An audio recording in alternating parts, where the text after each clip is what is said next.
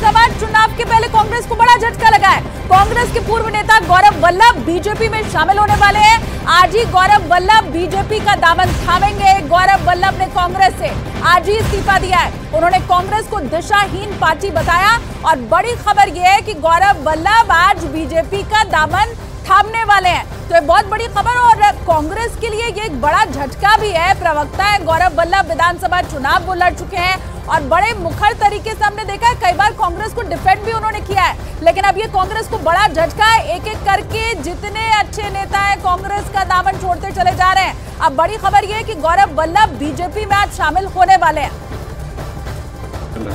देखिए, मैंने जो हमारे राष्ट्रीय अध्यक्ष आदरणीय मल्लिकार्जुन खड़गे साहब कांग्रेस के जो हैं जी, उनको एक पत्र लिख के मेरे दिल की सारी भावनाएं उसमें व्यक्त कर दी। मैं कांग्रेस पार्टी की चुप्पी, जब पार्टी के कुछ नेता, अलायंस के कुछ बड़े नेता सनातन का विरोध करते हैं और उस समय हमारे पार्टी की चुप्पी से क्षुब्ध हूँ जी। मैं राम मंदिर में पे पार्टी के स्टैंड से क्षुब्ध हूँ। और न्यूज़ 18 इंडिया के यतेंद्र इस वक्त मेरे साथ जुड़े हुए हैं। यतेंद्र, गौरव वल्लभ का पार्टी छोड़ना वो एक तरफ और दूसरी तरफ ये कि अब लोकसभा चुनाव के ठीक नजदीक कांग्रेस के बड़े नेता उसका दामन छोड़ते चले जा रहे हैं। देखिए, बिल्कुल जिस तरह से लोकसभा चुनाव की उल्टी गिनती शुरू हुई तब से ही कांग्रेस के नेताओं का एक के बाद एक पार्टी से इस्तीफा देना एक बड़ा झटका कांग्रेस के लिए माना जा रहा है, क्योंकि कांग्रेस अपने किसी भी मतलब ज्यादातर बड़े नेताओं को अपने साथ सहेज कर नहीं रख पा रही। और आज गौरव वल्लभ ने भी साफ तौर पर पार्टी छोड़ने का ऐलान कर दिया और उन्होंने उसका रीजन भी बताया कि वो सनातन विरोधी नारे नहीं लगा सकते और सुबह शाम देश के वेल्थ क्रिएटर्स को गाली नहीं दे सकते। बहुत क्षुब्ध है, बहुत दुखी मन से उन्होंने इस्तीफा दिया है। और जमशेद और गौरव वल्लभ हालांकि जमशेदपुर, झारखंड और उदयपुर से चुनाव लड़ चुके, हालांकि दोनों ही जगह उन्हें हार का सामना करना पड़ा, लेकिन आज उन्होंने इस्तीफे का ऐलान कर दिया है और उम्मीद है कि आज ही वो बीजेपी में शामिल हो जाएंगे। और अभी एक और बड़ी खबर बिहार से है। बिहार के पूर्व प्रदेश आज बीजेपी में शामिल हो सकते हैं। पहले ही कांग्रेस के इस्तीफे देने का ऐलान किया। ठीक है, बहुत शुक्रिया यतेंद्र इससे तमाम जानकारी के लिए। और एक और बड़ी खबर मिल रही है। दिल्ली के मुख्यमंत्री अरविंद केजरीवाल को मुख्यमंत्री पद से हटाने की याचिका को दिल्ली हाईकोर्ट ने खारिज कर दिया है। यह बहुत बड़ी खबर इस वक्त की। केजरीवाल को मुख्यमंत्री पद से हटाने की याचिका खारिज हुई। इसका मतलब यह है कि अरविंद केजरीवाल सीएम पद पर बने रहेंगे और वो जेल से ही दिल्ली की कमान संभालते रहेंगे। ये बड़ी खबर आपको बता रहे हैं। मुख्यमंत्री पद से हटाया जाए अरविंद केजरीवाल को, ये जो याचिका लगाई गई थी दिल्ली हाईकोर्ट ने इसे खारिज कर दिया है। ये बड़ी खबर इस वक्त की आपको बता रहे हैं। लगातार आम आदमी पार्टी ये कह रही है, लगातार आम आदमी पार्टी ये कह रही है कि ये अरविंद केजरीवाल के खिलाफ सोची समझी साजिश है और कोर्ट से ही बाकायदा वो चलाते रहेंगे सरकार। न्यूज़ 18 इंडिया के विक्रांत मेरे साथ इस वक्त मौजूद है, मैं उनका रुख कर लेती हूँ। विक्रांत, अब तो आम आदमी पार्टी इसे क्या एक बड़ी जीत के तौर पर भी पेश करने वाली है? देखिए, पिछली बार भी इसी तरह की याचिका दिल्ली हाईकोर्ट में आई थी, जिसमें दिल्ली हाईकोर्ट ने हस्तक्षेप करने से इनकार कर दिया था। कोर्ट ने साफ ये कहा था कि इस मामले में चूंकि संविधान में कुछ नहीं लिखा हुआ तो हम इसमें न्यायिक हस्तक्षेप नहीं कर सकते। आज भी कोर्ट ने कहा कि जो राष्ट्र हित है वो व्यक्ति हित से ऊपर होता है, लेकिन हम इस मामले में कोई दखल नहीं दे सकते। न्यायिक हस्तक्षेप इस तरह के मामलों में नहीं किया जा सकता।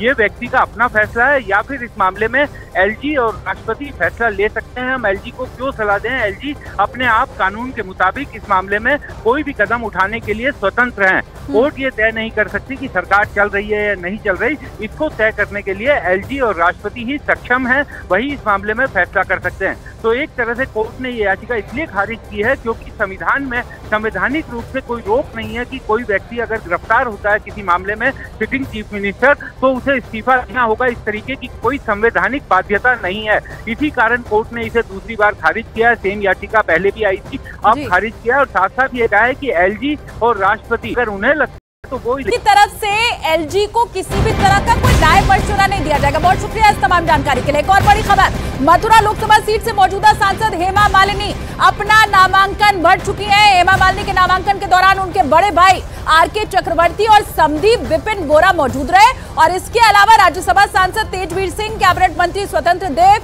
विधायक राजेश चौधरी और पूरन प्रकाश भी हेमा मालिनी के साथ मौजूद रहे। तस्वीर आप देख लीजिए। हेमा मालिनी ने तीसरी बार मथुरा सीट से नामांकन भरा है। 2014 से लगातार इस सीट से बीजेपी की सांसद है हेमा मालिनी। एक बार फिर से पर्चा बढ़ते आज वो दिखाई दी है। और अगर इस बार भी हेमा मालिनी जीत जाती है मथुरा में, तो फिर वो इस सीट पर जीत की हैट्रिक लगाएंगी। मथुरा सीट पर पहले भी बीजेपी जीत की हैट्रिक लगा चुकी है। 1996, 98, 99 इन 3 लोकसभा चुनावों में बीजेपी ने लगातार यहां पर जीत दर्ज की थी। और अब वो रिकॉर्ड कायम एक बार फिर हो जाएगा अगर हेमा मालिनी इस बार भी जीत जाती हैं। लेकिन पर्चा बनने जिस वक्त वो पहुंची, वो तस्वीर आपको हम दिखा रहे हैं।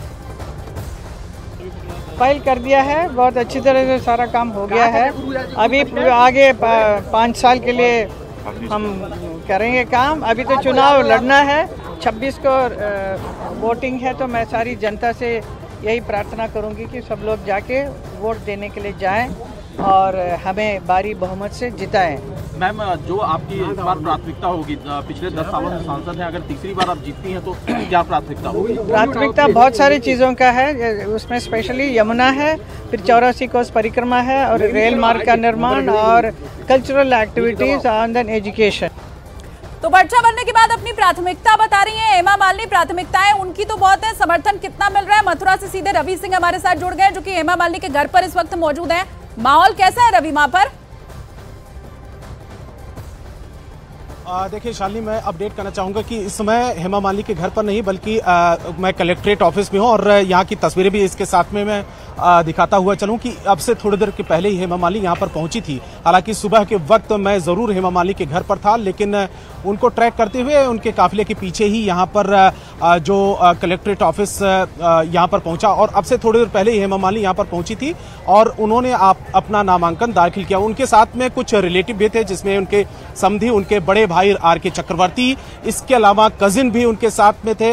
यहाँ के जो राज्यसभा के सांसद थे, 2 विधायक थे, तो कई कार्यकर्ताओं के साथ में उनकी मौजूदगी में उन्होंने नामांकन दाखिल कर दिया है। इसके बाद वो हेमा मालिनी यहाँ से निकली हैं, क्योंकि आज मुख्यमंत्री योगी आदित्यनाथ भी पहुंच रहे हैं मथुरा। उनके समर्थन में, उनके सपोर्ट में यहाँ पर एक जनसभा रैली का आयोजन किया जाना है। तो जिस तरीके से बीजेपी के बड़े नेता तो साथ रहने की और हेमा मालिनी के कद को यहाँ बड़ा करने की कोशिश कर रहे हैं। योगी आदित्यनाथ भी पहुंचने वाले हैं जैसा आपने बताया, लेकिन आम जनता का कितना समर्थन है, क्या वहां की फिजाओं में दिखाई दे रहा है? रीमा भी मथुरा में इस वक्त है, वो आपको बताएंगी।